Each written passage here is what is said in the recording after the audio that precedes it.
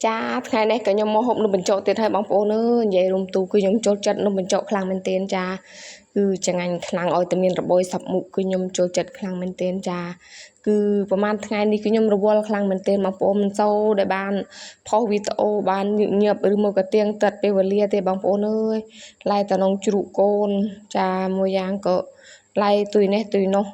ក៏មិនងាយបានផុសទេបងប្អូនអើយក៏ចេះតែឆ្លៀតចេះណាបងប្អូនចាស៊ូទាំងអស់គ្នាចាកុំបោះបង់ចាបើយើងមានពេលតិចគឺយើងផុសតិចចេះណាបងប្អូនក៏មិនតែយើងឈប់ចានេះបងប្អូនគឺខ្ញុំហូបឆ្ងាញ់ណាស់បងប្អូនអើយនំបញ្ចុកគឺនំបញ្ចុកស្រកស្រែគឺរួយក្តៅចាគឺរួយចេញពីពេនក្តៅមកក៏ទុកឲ្យឆ្អិនគេលឺយកមកលក់ចេះណាបងប្អូន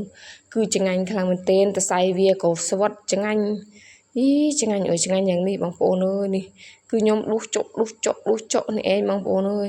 គឺឆ្ងាញ់ខ្លាំងចានេះគឺត្រង់តនេះក៏មានបន្លែសពមុខចេះខ្ញុំចូលចិត្តចាខ្ញុំអោយតហូបនំបញ្ចុកអោយតមានបន្លែច្រើនគឺខ្ញុំចូលចិត្តហូបចាបើបន្លែតិចគឺខ្ញុំមិនដេញហូបទេចា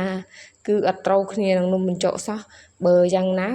ទុកចិត្តផ្លាក់អំបិលវិញចាផ្លាក់អំបិលមិនបាក់មានរបយទេ